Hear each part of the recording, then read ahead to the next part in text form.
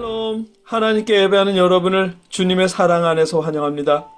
우리를 불러주신 하나님께 감사드립니다.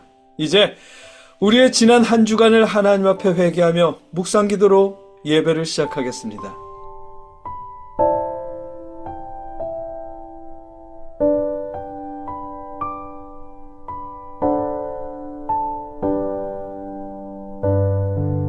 여호와여, 주께서 하신 일이 어찌 그리 많은지요.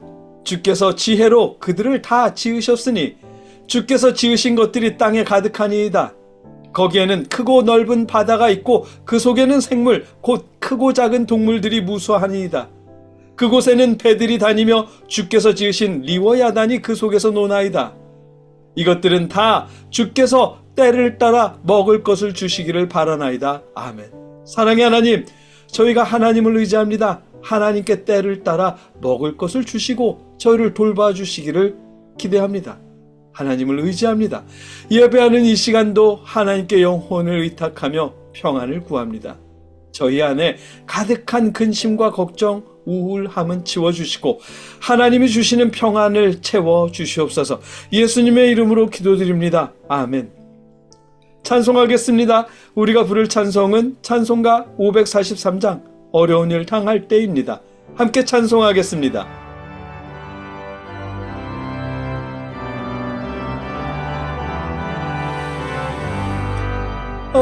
어려운 일 당할 때 나의 믿음 적이나 의지하는 데 주를 더욱 의지합니다.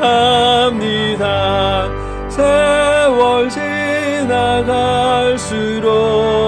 의지할 것뿐일세. 무슨 일을 당해도 예수 의지합니다. 성령께서 내 마음 밝히 비춰주시니 인도하심 따라서 주만 의지합니다. 세월 지나갈수록 의지할 것뿐일세.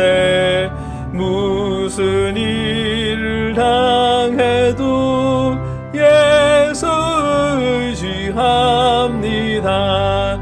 밝을 때의 노래와 어두울 때의 기도로 처이태할 때 도움을 주께 간구합니다.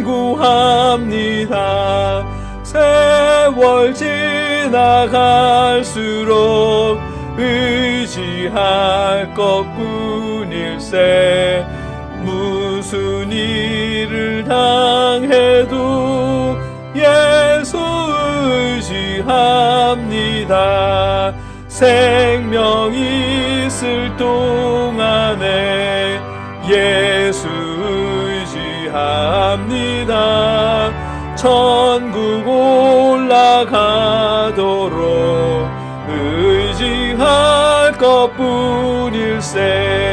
세월 지나갈수록 의지할 것뿐일세. 무슨 일을 당해도 예수 의지합니다.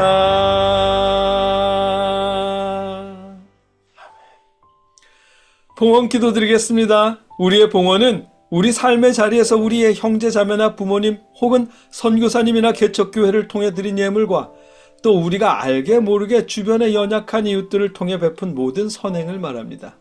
이렇게 드린 예물을 놓고 함께 봉헌 기도 드리겠습니다. 누구든지 너희가 그리스도에게 속한 자라 하여 물 한 그릇이라도 주면 내가 진실로 너희에게 이르노니 그가 결코 상을 잃지 않으리라. 아멘. 아버지, 하나님께서 저희에게 주신 은혜를 저희 이웃들에게 흘려보냈습니다. 저희 가족이나 친구들, 개척교회나 선교사님과 함께 나눴습니다. 아버지 받아 주시옵소서. 저희가 계속해서 은혜의 통로가 될 수 있도록 저희 마음과 형편을 주관하여 주시옵소서. 예수님의 이름으로 기도드립니다. 아멘. 계속해서 우리 자신과 이웃을 위해, 나라를 위해 함께 기도하겠습니다. 여러분의 자리에서 각자의 목소리로 기도하시고, 기도를 마칠 땐 함께 신앙 고백으로 기도를 마치겠습니다. 함께 기도하겠습니다. 사랑의 아버지 하나님, 저희가 목소리 높여서 아버지 앞에 기도드립니다.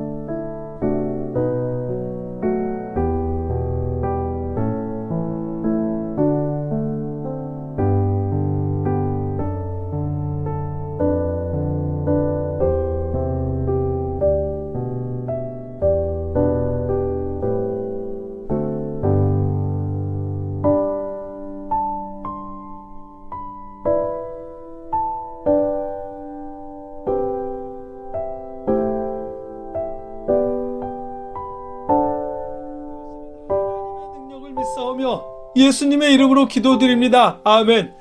나는 전능하신 아버지 하나님 천지의 창조주를 믿습니다. 나는 그의 유일하신 아들 우리 주 예수 그리스도를 믿습니다. 그는 성령으로 잉태되어 동정녀 마리아에게서 나시고 본디오 빌라도에게 고난을 받아 십자가에 못 박혀 죽으시고 장사된 지 사흘 만에 죽은 자 가운데서 다시 살아나셨으며 하늘에 오르시어 전능하신 하나님 우편에 앉아 계시다가 거기로부터 살아있는 자와 죽은 자를 심판하러 오십니다. 나는 성령을 믿으며 거룩한 공교회와 성도의 교제와 죄를 용서받는 것과 몸의 부활과 영생을 믿습니다. 아멘. 말씀을 나누겠습니다. 오늘 우리가 함께 읽고 나누려는 성경 말씀은 베드로전서 4장 12절로 19절까지의 말씀입니다. 제가 받들어 읽겠습니다. 사랑하는 자들아, 너희를 연단하려고 오는 불시험을 이상한 일 당하는 것 같이 이상히 여기지 말고 오히려 너희가 그리스도의 고난에 참여하는 것으로 즐거워하라. 이는 그의 영광을 나타내실 때에 너희로 즐거워하고 기뻐하게 하려 함이라. 너희가 그리스도의 이름으로 치욕을 당하면 복 있는 자로다. 영광의 영 곧 하나님의 영이 너희 위에 계심이라. 너희 중에 누구든지 살인이나 도둑질이나 악행이나 남의 일을 간섭하는 자로 고난을 받지 말려니와 만일 그리스도인으로 고난을 받으면 부끄러워하지 말고 도리어 그 이름으로 하나님께 영광을 돌리라. 하나님의 집에서 심판을 시작할 때가 되었나니 만일 우리에게 먼저 하면 하나님의 복음을 순종하지 아니하는 자들의 그 마지막은 어떠하며 또 의인이 겨우 구원을 받으면 경건하지 아니한 자와 죄인은 어디에 서리요. 그러므로 하나님의 뜻대로 고난을 받은 자들은 또한 선을 행하는 가운데에 그 영혼을 미쁘신 창조주께 의탁할지어다. 아멘. 지난주에 예수를 믿는 우리의 진짜 성공은 하나님 앞에서 심판받을 때 믿음을 잘 지켰다는 칭찬을 들으며 하나님 나라에 들어가는 그 순간이 우리 신앙인들의 진짜 성공입니다 라는 말씀을 나눴죠. 그리고 이어서 그 사실을 알았기에 바울은 약한 것들과 능욕과 궁핍과 박해와 곤고를 기뻐할 수 있었을 겁니다 라고 했습니다. 오늘 본문 베드로전서에서 그 사실을 확인시켜 주십니다. 오늘 본문 19절에서 이렇게 말씀하시거든요. 그러므로 하나님의 뜻대로 고난을 받는 자들은 또한 선을 행하는 가운데에 그 영혼을 미쁘신 창조주께 의탁할지어다. 아멘. 이 말씀이 그런 뜻일 겁니다. 우리 신앙인이 바라보는 세상은 지금 우리가 살아가는 현재의 세상이 전부가 아니거든요. 현재 우리가 살아가는 이 세상 플러스 앞으로 우리가 살아가게 될 하나님의 나라까지 포함한 세상이 우리가 바라보아야 할 세상입니다. 그래서 우리는 우리의 영혼을 하나님께 의탁하고 선한 행실을 하면서 예수님을 믿는 믿음을 지켜나가야 하는 것이고요. 바울도 그 사실을 알았습니다. 삶이라는 게 우리의 뜻대로 움직여지지 않지만, 그래서 우울하고 힘들고 지치기도 하지만 혼자의 힘으로 극복하려고 애쓰느라 심력을 소모하지 마시고 하나님께 영혼을 의탁하십시오. 하나님이 도우실 겁니다. 우리가 원하는 시간에 우리가 원하는 방식으로 해결되지는 않을 수도 있겠지만 하나님께서 반드시 도우실 겁니다. 그러니 여러분, 하나님께 영혼을 의탁하고 평안을 누리십시오. 그렇다고 하나님께 영혼을 의탁했다면서 아무 기회나 턱턱 붙잡지는 마십시오. 그게 합법적인지 불법적인지, 질서를 해치는 일인지 아닌지, 신앙인으로 해도 되는 일인지 아닌지 살펴보시고요. 왜냐하면 선을 행하는 가운데에 그 영혼을 미쁘신 창조주께 의탁하라고 말씀하셨기 때문입니다. 선을 행하는 가운데라고 조건을 말씀하셨기 때문입니다.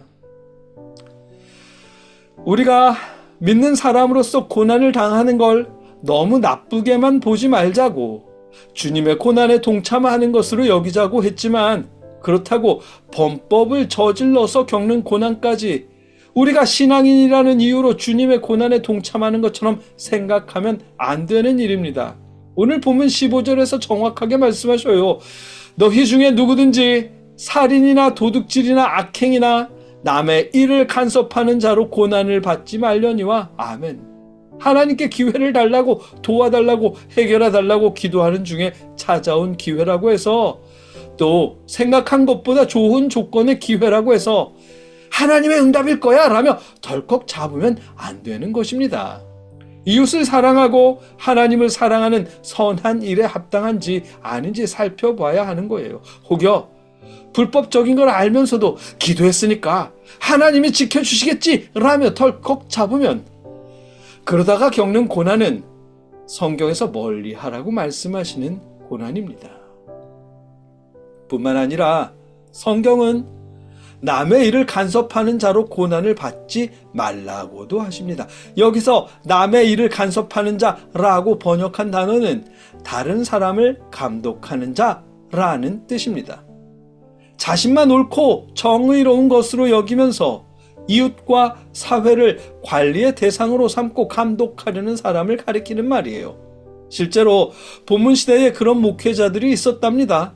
말만 번지르르한 정의는 정의가 아니라고, 행동이 따라야 정의라고 하면서 그렇게 가르치는 목회자들이 있었답니다. 그 가르침에 따르는 성도들도 있었고요.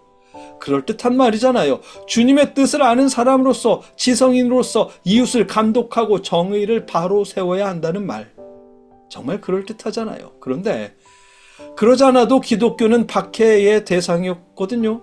그런 와중에 이방인들을 개혁하고 정의를 바로 세우겠다며 그들을 고치려고 그들의 삶에 간섭한다면 당연히 박해가 더해지겠죠. 그러면서도 그들은 말할 겁니다. 박해가 무서워서 정의를 굽힐 수는 없다고요. 주님의 뜻대로 정의를 세우다가 겪는 고난이라고요. 그렇게 말하겠죠. 그러나 본문은 그러지 말라고 하시는 겁니다. 그런 식으로 다른 사람을 감독하고 교정하려다가 겪는 고난은 살인, 도둑질, 악행을 하다 겪는 고난과 동급이라는 거예요. 놀랍죠? 현대의 많은 신앙인들도 교회가 나서서 사회를 정화시켜야 한다고 말하잖아요. 침묵하는 정의는 정의가 아니라면서 자신이 생각하는 정의를 하나님의 뜻으로 둔갑시켜서 설교하거나, 그런 설교가 자신의 뜻에 맞으면 그 목사님만 진짜 목사라며 추켜 세우잖아요. 이게 사회에서만 일어나는 일은 아닙니다. 가정에서도 일어납니다. 어느 한편이 자신의 믿음이 더 좋은 믿음, 더 바른 믿음이라고 여기고 상대방의 믿음을 자꾸 고치려고 들거든요. 당신 그렇게 믿는 거 아니야. 믿음은 그런 게 아니야. 당신이 똑바로 믿어야 우리 집이 복을 받아. 당신의 기도가 부족해서 우리 집에 이러는 거야 라면서요. 자녀들에게도 마찬가지죠. 자녀들이 공부를 하나하나 감시하는 감독관이 되려고만 합니다. 부모님들께서.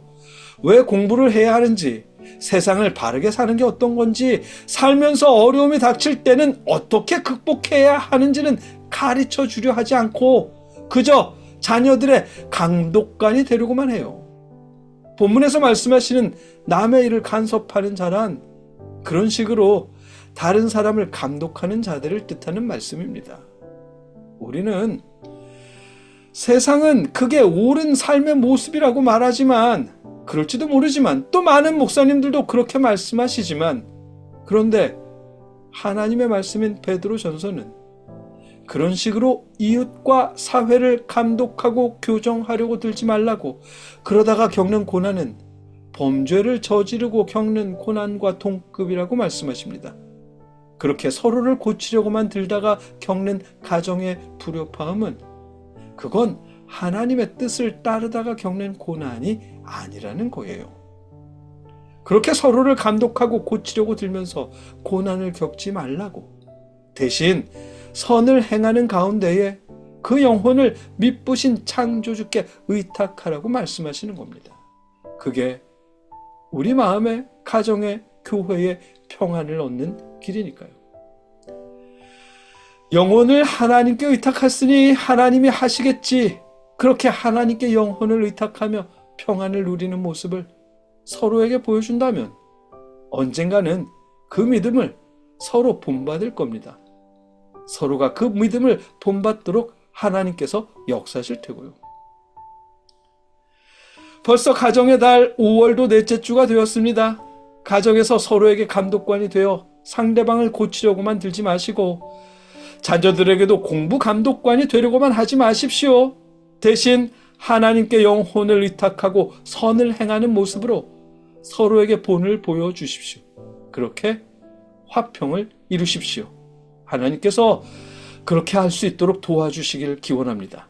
함께 기도하겠습니다. 하나님, 저희가 서로에게 감독관의 삶을 살기보다 선을 행하는 가운데 하나님께 영혼을 의탁하는 삶을 보여주며 살게 하시옵소서. 그렇게 하나님께 영혼을 의탁하며 평안을 누리게 하시옵소서. 예수님의 이름으로 기도드립니다. 아멘.